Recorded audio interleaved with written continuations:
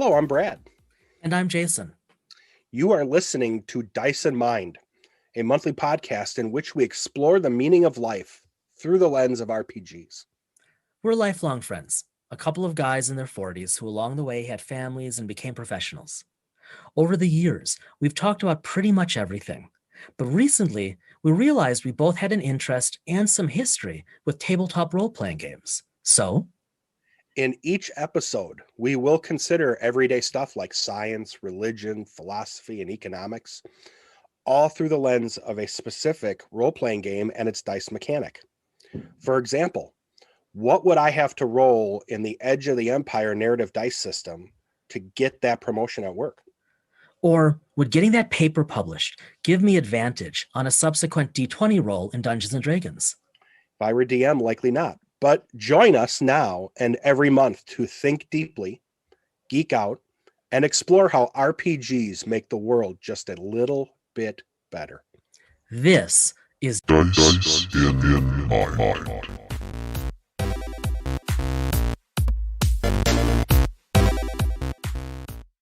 We've hit a milestone here on the Dice and Mind podcast. Jason and I are now recording with this episode, our 10th podcast in this series that we have started that will never end. Jason and I have joked about, how long we will run this. The joke is, will depend upon it or depend on, we'll see how many listeners we get. But to be perfectly honest, this is how he and I talk all the time, minus a little bit of acerbic language here and there for the humor of it. So really, there's no need to end any of this because we may as well just record what we've already been talking about. We're going to talk today about leadership. If you go back a couple weeks in our episodes, there is a bonus episode 2 that is a interview where we switch gears a little bit and I interview Jason and his partner Aaron, who have written an article that is still available out on StarTrek.com called Lessons from the Ready Room. And Jason came in with Aaron and we switched gears. So rather than Jason co-hosting with me, he was the interviewee and I was the interviewer. As I said the last time, I found this article interesting for a number of reasons. One of which is because I'm in management in a technology field. 2, I think we can look at leadership not only in the real life world in which we live, which is important, but the podcast is about real life and role playing. So bringing leadership into the role playing arena, you can't not have leadership. So I think we can start here. I'm going to pass to Jason. We are going to look at this through the lens. I recommend and go back and listen to, I would highly recommend go back and listen to bonus episode 2. We're recording this now recently after we did the bonus episode. You are going to be hearing this episode a number of weeks after we recorded it. But I would go back and really listen to that and read the article. It is fascinating from a real life perspective. And I would guarantee you your brain is going to be churning on how this is applicable in the RPG world. We could spend episode upon episode on this. We're going to do leadership this week. Next week, next episode, we're going to do spirituality, faith, religion in the context of RPGs. You can imagine in the different RPGs how that's covered. After that, an interesting one, economics. And how do economics work? You can think of Star Trek where they speak of there not being an economy, but there's this underground thing, or you could talk about Star Wars Edge of the Empire, FFG having an economy. Those are the 3 that are coming up. I've talked a lot here. Leadership. Jason, what were your impressions of the interview, and what do you think about this idea of applying leadership in the world of RPGs? Well, my impression, Brad, was that, and I mean this, that you did a great job interviewing us. I know that I had a lot of fun with that process, and I heard back from Aaron and he really enjoyed the way you interviewed us. What do I think? I'm actually going to go back to something you shared in that bonus ep. So listeners, seriously, like Brad said, not to toot our own horns, but it's just a really neat discussion where we got a little more cerebral, and it's even though it's Star Trek, it's real world. Brad, you had said at some points during that bonus ep that in your mind, the GM was really the quintessential example of leadership, certainly in the context of these discussions. And I think let's start there, because the more I've thought about that, the more I agree. I think we can find all kinds of interesting material to read on game mastering. There's obviously a ton of stuff in the threads online.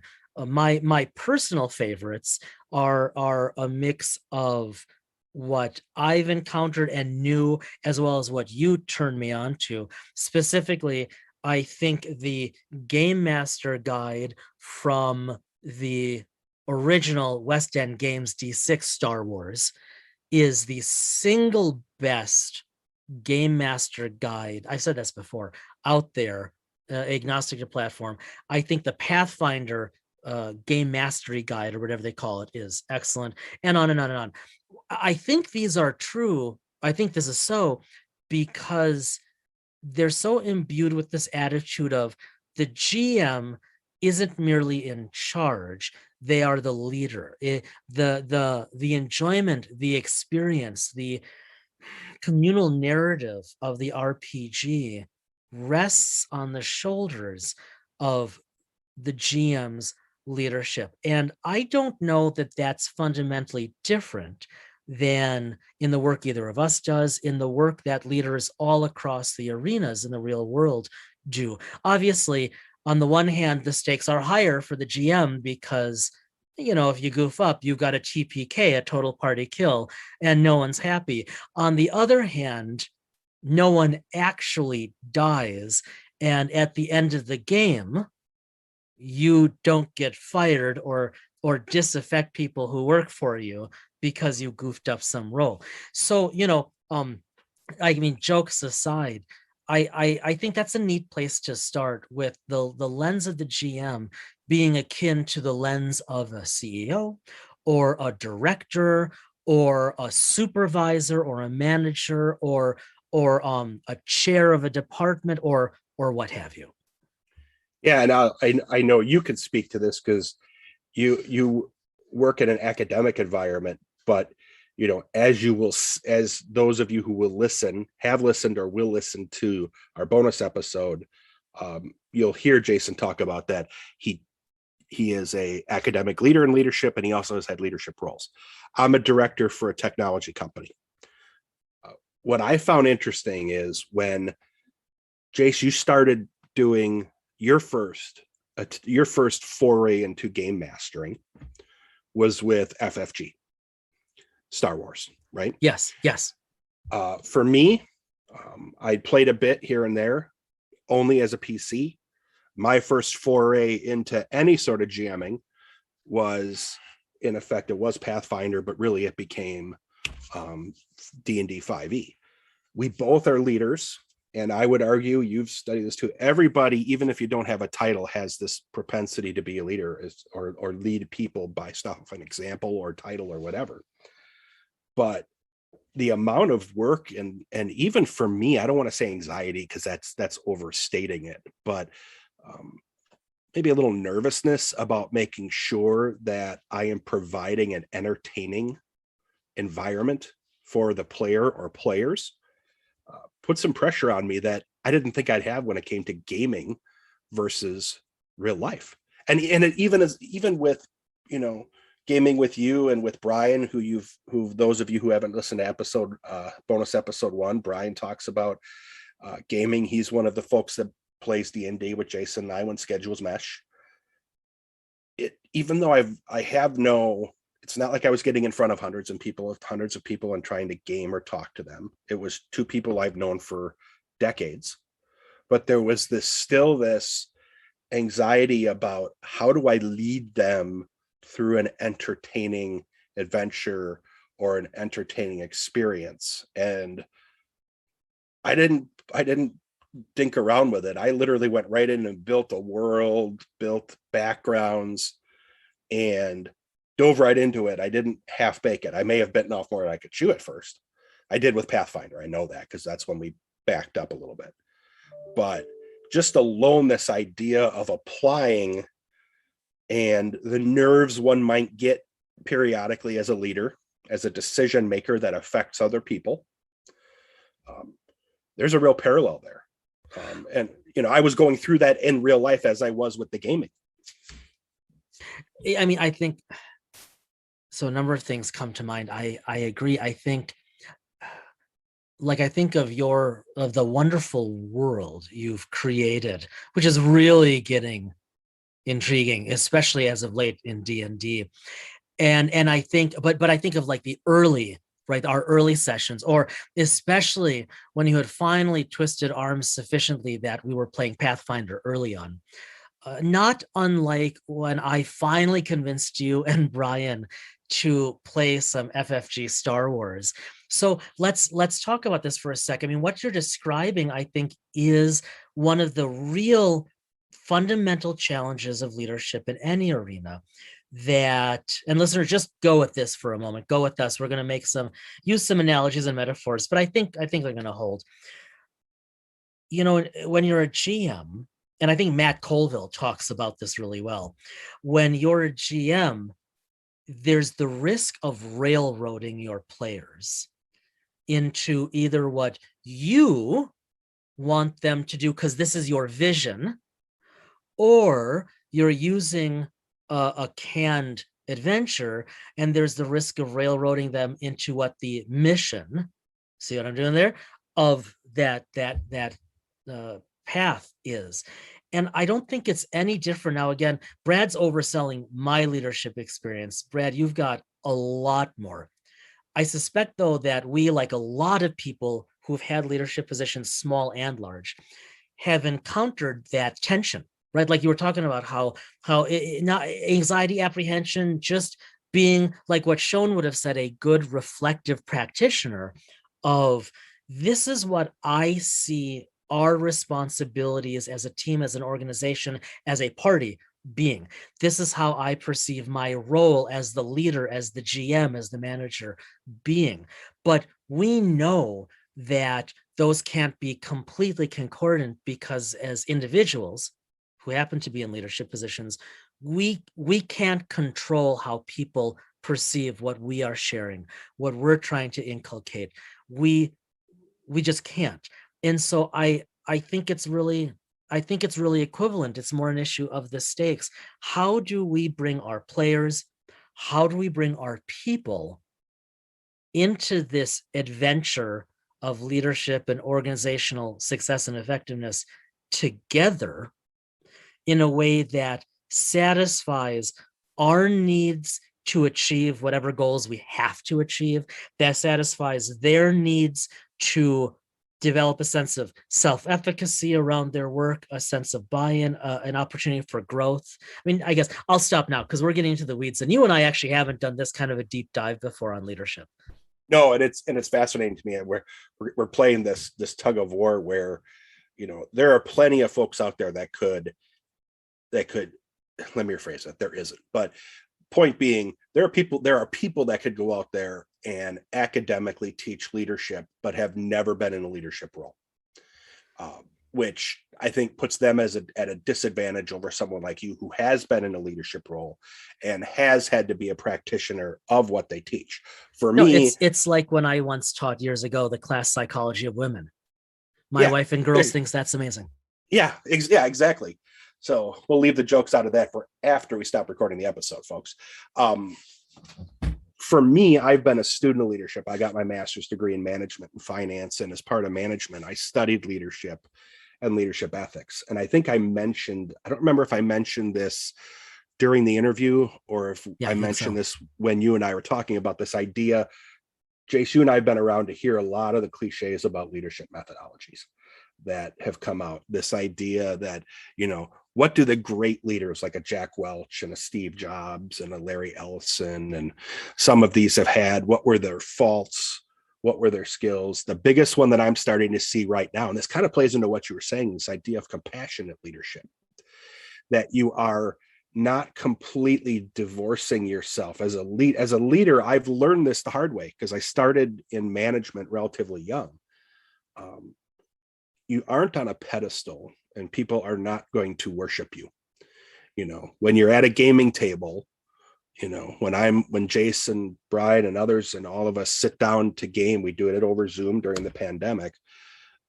We all sat together to game. If you watch Twitch, you'll see people all virtually get together. Until you start watching, you don't necessarily know who the DM or the GM is. You have to, in my mind, you have to come at this plays, I think, and please correct me, this idea of compassionate leadership at a very basic level, in terms of, like you say, is your end goal to make life rough for these players as they're playing until you kill them off? Or is it to really create an entertaining adventure? And how much time do you put in to building that up and building that trust?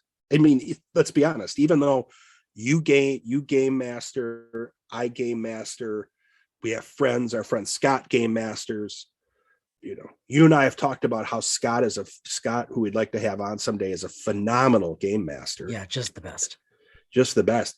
And you say that because there's a trust that you've built in what you've seen him do as a leader. Right. And I think anyone that you sit down, you watch Twitch or you watch, Critical Role, or you watch any of the celebrity episodes per se, where you have a celebrity as a GM and you have other celebrities playing, there's still this trust component to it. They don't quite know what that game master has in store for them.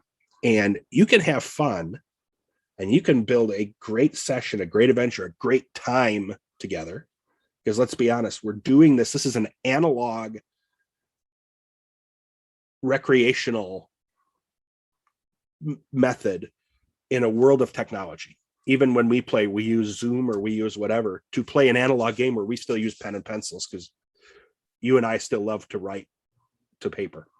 I mean, we're both tech geeks. You especially so. I mean, you're way out ahead on that than I am. You're an early adopter. I'm a late adopter, largely because I'm cheap. I'd like to be an early adopter, but I just am never going to get there because people keep charging me for stuff. Stop. Let's just hope that Mrs. Brown really never listens to this episode. Yeah, she knows. We all know. But that's hopefully she's lost interest by episode 2 and she won't get to 10. Oh, I don't know. I'm convinced that I don't think we need to worry ever about anything that our wives might hear on these. But no. But in all seriousness, I digress. Go ahead. Yeah, my point though is that you and you credited me, but you're the one, both in the interview and now, who's using the term compassionate leadership, a concept, a term I really like. And I want to clarify something for the audience, because I think I know where you're coming from on this, and I think I know you well enough.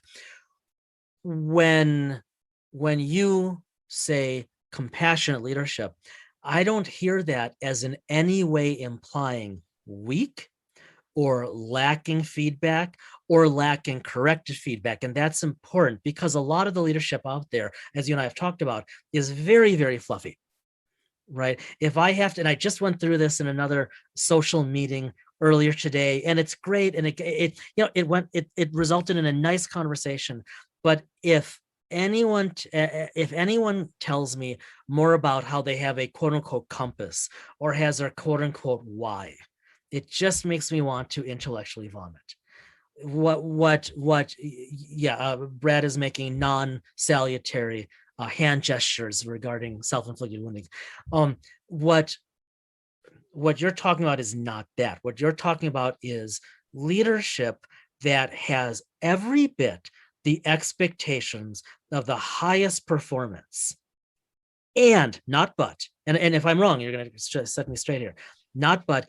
And at the same time, you are looking out for the people under your watch, under your care in leadership, so that, and I mean this very intentionally, so that everyone has a chance to sit at the table and everyone can bring it to the table. And if you can't bring it, you can't bring it, and so be it.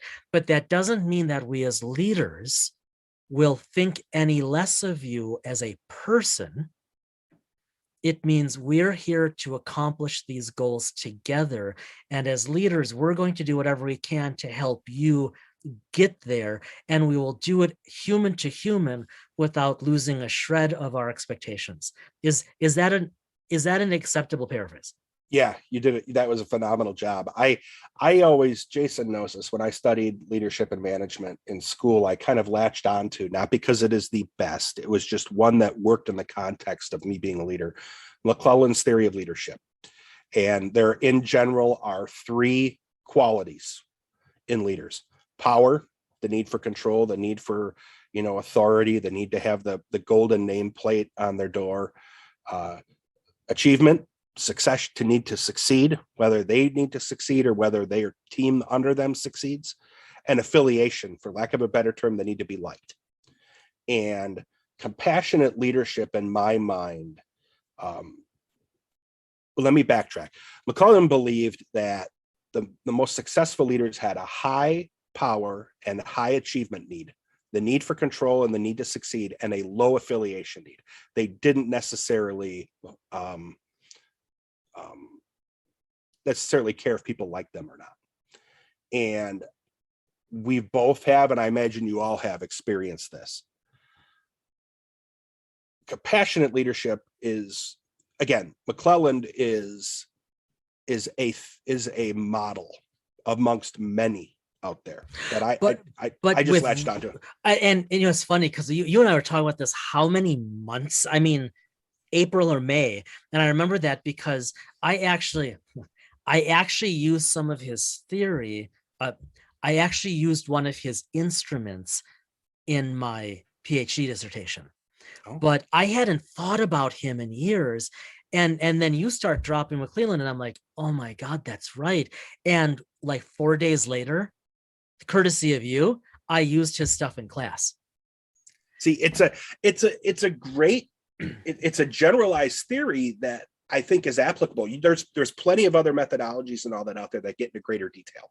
And McClellan's theory or model for leadership, you could deep dive on it. Like and don't understand, because I think you don't have to back off from it, because I think you're very justified, because he did good research. And I think what's important for our listeners is because you and I know this, but they may or may not, depending on their walk of life and what their backgrounds are. It's not merely that those are things to think about in leadership, but that every one of us, to differing extents, has those needs, right? Like you said, the power, achievement, affiliation. And so in leadership, how can we help those we lead meet those needs? Whereas like for me, I'll just speak for myself, and this will surprise no one who knows me. I have a major need for achievement. I just do. Usually it served me well, and sometimes it hasn't, but I have a real need for achievement. Anyone who knows me knows I have at best a moderate to low need for power and almost no need for affiliation. And so leading me would look different in terms of helping me meet my needs than leading someone else.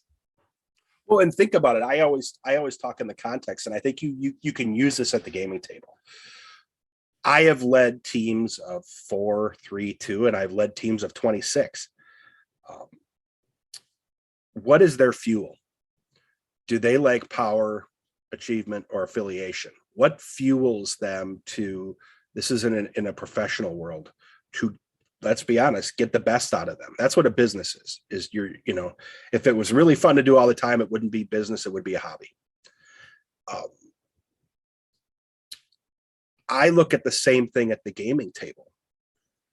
What is, I know Jason, that's why I didn't joke when he said his high achievement, everything like that. He and I can make jokes about that, saying that everybody knows, but let's be honest, I'll say this and then he'll smile because he knows. When I started working, I had an extraordinarily high affiliation need. I needed to be liked. And that affected my ability to look for power, because if I had a high affiliation and a high achievement, I've struggled with achievement over my life. I've reached a point in my life some time ago where I am achieving, and I've worked on the affiliation need. I don't have that like I used to. And so now it's all about power. Yeah, now it's all about power. But I know Jason, I know Brian, I know others, Jason's brother, who's played with us a couple times. Me knowing what fuels them, that's not the right term, but I'll use it in this and use it for here. That can help me as a game master create an entertaining environment. If I know that Jason likes achievement, I'm going to put situations in front of him that he can feel that achievement and fuel him and want him to do more. Or in this case, when he tries to throw what were they, torches into, you keep dissing the torch throwing, but the reality is that was like a high point of that PC. And the end of the day, yes, he lit the entire wooden prison on fire, but it worked. That was was the lighting. There we go. Achievement, not power. Definitely not affiliation. Yeah, and then the lack of achievement with you and throwing axes. So or in real life, but yeah.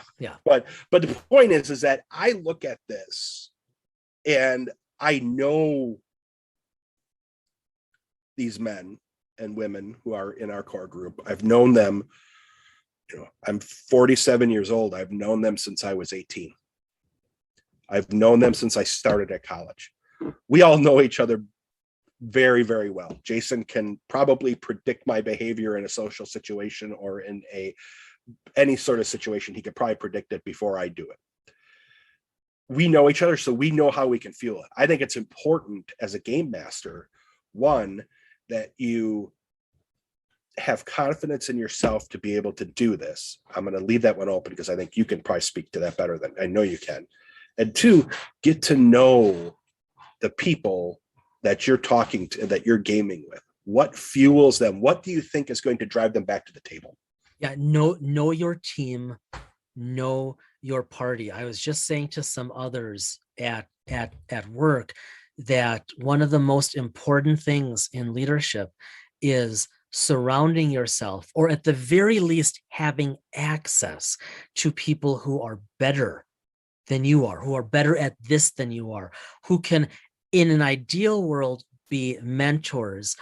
So let me give you guys a real world example that happened today. Because of the nature of the topic at work, I won't say anything specific, but I was approached by some colleagues because of a role I've added at the university, and it was an issue of ethics, of professional ethics, and they were asking my opinion, and again, because of my role, like, what are some options? And I said, well, here's what I think we probably have to do. This was after a lot of talking, by the way, guys. This was hopefully what Brad would consider compassionate leadership. This was after hearing them out, just nodding and listening and acknowledging for quite some time, and paraphrasing back to make sure that I understood what they were bringing to me as the dilemma to be solved. And then my saying, okay, here's what I think we're going to have to do. I'm almost positive it's going to end up this way. That made them a little uncomfortable. And I said, okay, so if I were in your position, I would feel the same way. I wouldn't really love what's happening here either. So instead, how about I will promise I'm going to reach out to those experts who can guide me, who can mentor me. I'm going to bounce it off of them. I will get back to you, and then we're going to solve this together, and we'll figure it out. And I think what was important is that I said to them, look, I very well could be wrong. So let's find out. Right. And that has to be part of leadership. And that has to be part of sitting at the table with your party, right? Who hasn't GM'd and made a mistake on a roll, and I don't mean like flubbing it so that Brad doesn't keep killing my PC. Thank you, by the way. But I mean, who hasn't flubbed a roll? Who hasn't made a mistake? I'm trying, Brad, to not let myself drift in to the writing as of late on both ignorance and the imposter syndrome. But also, I'm just gonna stop there. We could do another episode about that because that's actually interesting. But I had a great comment on this that I was going to make and it lost. I may come back around to it.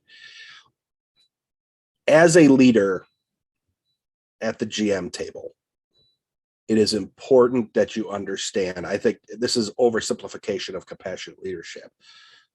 What is the mood of the table? What are the mood of the individuals? What fuels them? And then design your game accordingly. And remember, even if you are the GM at the table, you are also dealing with potential leaders within player characters. And for me as a leader, this is what I was going to say.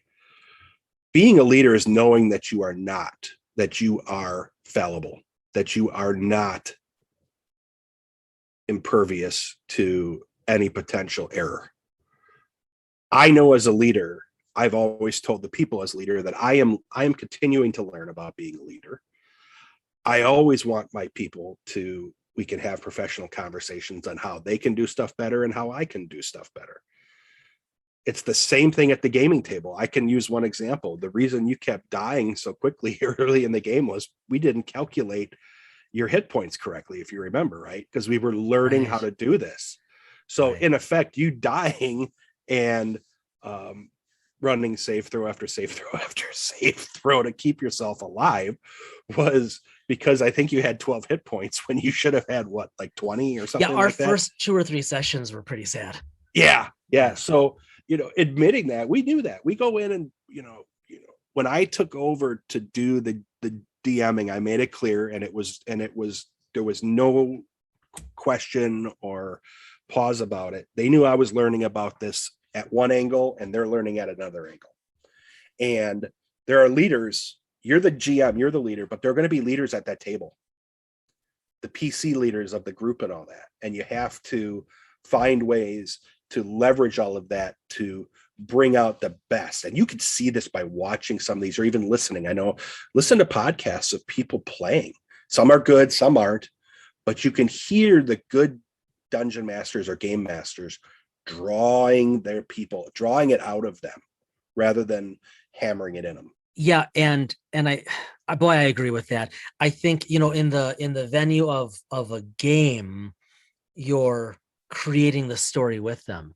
And in leadership, I don't think it's all that dissimilar in that you are welcoming those you lead, those you serve into this organizational narrative of what's our work together, what are our respective roles, how am I going to guide you at the table, as it were, and what are you going to bring? And hopefully at the end of the day, end of the game, whatever, those people are that much improved because of it, right? To kind of pivot on a metaphor, or actually, I suppose it really is an analogy. People level up, literally and figuratively, just like at the game table. I'll say this and then I'll turn it back over. There's a lot of material out there about being a game master. You mentioned Matt Colville and such.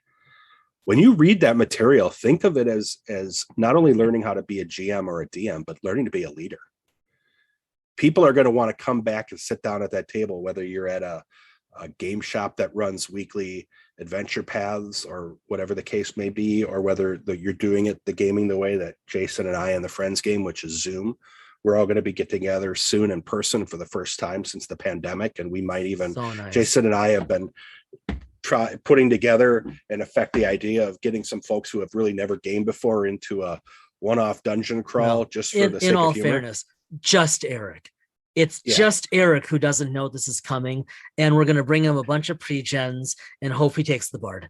Yeah, and since we know Eric isn't necessarily going to get this far into this episode, it will be a surprise to him. Well, actually, this will have been released by the time we have gotten together. I don't think it's going to matter. He's got much better judgment than to listen to our podcast. Yeah, I think he does. So what I would say is look through the lens of these guides and these books on how to be a DM and a GM, and look at them from the lens of being a leader. You are a leader. I've said this to people I work with in business. Everyone on this table, everyone in this team can be a leader. If you are setting an example, if people are coming to you with questions, I may have the director title. I joked with one of the people that worked for me who had been in that role. I go, the reason I got here is because the reason I'm in this role is because I beat you to it. We all have to be leaders in what we do. We have to set examples. Game masters, you should be continuing to refine, I believe, and in effect upskill. That's a term in the tech world that's big. Upskill your abilities and look at it from a leadership perspective and not just a gaming perspective. I think you will find it will take you to a new level, and you will hear from your game playing group how things have changed. All right, sir. I think it's perfect time to wander over to the GM corner and spend a few minutes with our listeners, updating them on what we're doing. If you want, I'll start now. You all are hearing this in August. As we record this, it's a bit before that, but I am waiting for a book.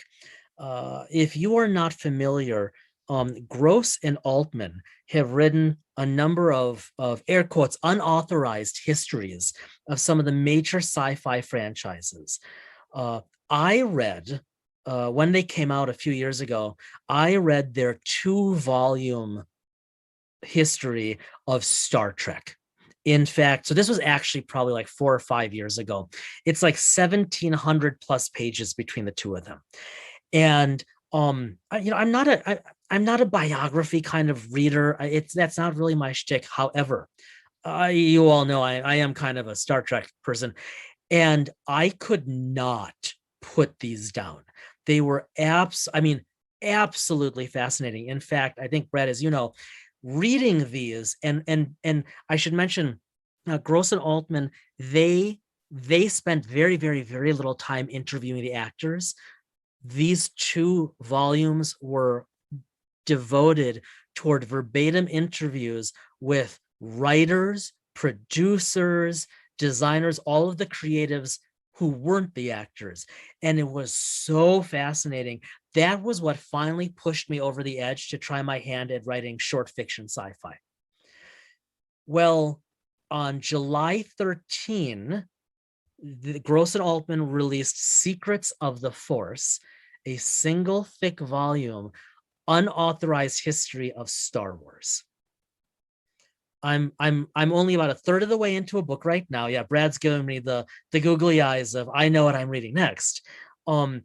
If it's half as good as the Trek histories, it will be fascinating. I'm about a third of the way into a book now. This one, Secrets of the Force, is supposed to arrive, I think, tomorrow. I probably won't get to it for about a week, but that's what's in my GM corner. Especially because, and I'll just leave this tease, and then we may not ever come back to it. I think, Brad, you know this, but Aaron and I we're going to be writing on some Star Wars stuff in the coming months. So now I think I'm kind of jazzed about that. But I'm sure at some point when we've both read this Secrets of the Force, you and I are going to want to talk about this either just one-on-one or maybe on the podcast, because the insights to the creative process of these canons that have affected both of our lives since childhood. Really cool. I'm asking for a friend, but you may want to post the links to Amazon for those books, just in case someone who's listening may want to find the location of these books, because they may want to purchase them. So Google you. Jason and I recently, we may have mentioned this in a prior episode. We've started doing some gaming again, back into our 5e world. That has and along with what you're hearing about leadership, I have really been focusing within, I could tell you all the books, but I have been focusing on the 5E tomes that I have. Acquisitions Incorporated, Tasha's Cauldron. I'm trying to envelop myself in that world because I told Jason, I made some course corrections to in effect, what I've created is a never-ending adventure path. There is an ending, but it's longer than 6 episodes. I felt like we had a very cerebral journey, but it lacked a little bit of the action that probably would, and this goes back to what we were talking about as a leader. What do I think would really fuel their interests as a leader? And then it's my job to do it. So I told him, I said, I'm making some course corrections to our adventure. So based off of what I read in the first edition Dungeon Master Guide that we talked about in a prior episode, along with some of the material that 5E has. I haven't looked at other RPG systems lately, although you will see us at some point in the future. We're going to probably touch a little bit on Genesis for some reason, Star Trek. And I'm like, what was the character on Saturday Night Live? Kevin Nealon played Mr. Subliminal or anything, and he'd do the news and he'd throw in the. Sorry, yes, I just dated myself. Yeah, you really did. Your subtlety is just, it's like a ninja. Yeah. No one, you probably didn't even catch it. I've been focused on that just because I had a recent job change, and it has created a less stressful environment for me. Power. So yes. So I have more time now. I have more mental time. I'm not as mentally exhausted. So I've spent more time in this material over the past week down here in my home office where I work and we record. So I can't even tell you a book per se. I'm turning to my right. You can't see it. I'm pointing at my tomes of 5E material that I've purchased. And that's what I've been focusing on because I would like us to game in the next week again. Yeah, I'm in. I have, so that's where I'm at. All right. As always, listeners, thanks so much for being with us. Thanks especially to those of you who've been with us since episode 1. We realize this is only 10 episodes, but we, Brad and I, are fairly delighted that we already have 10 episodes under our belts and out to all of you around this wonderful little world of ours, plus a couple bonus interview episodes. There will be more in the coming months. We have another one lined up. We have more under consideration, and we haven't mentioned this for a while, but at some point we might dope our podcast with the occasional little bit of fiction or other creative thought as another kind of bonus episode, just to really give you all the things that we suspect, like us, interest you and make you happy. And that's what this is all about. As always, please follow us and like us on Facebook, Dice and Mind. Make sure that you are giving us ratings, and even comments would be great, on Apple Podcasts. We're pretty much everywhere. Apple Podcasts, Amazon Podcasts, Google Podcasts, Stitcher, iHeartRadio. It's only a matter of time until you can load jack directly to this podcast. Be well, be happy. We will talk to all of you in episode 11 on belief and faith and RPGs.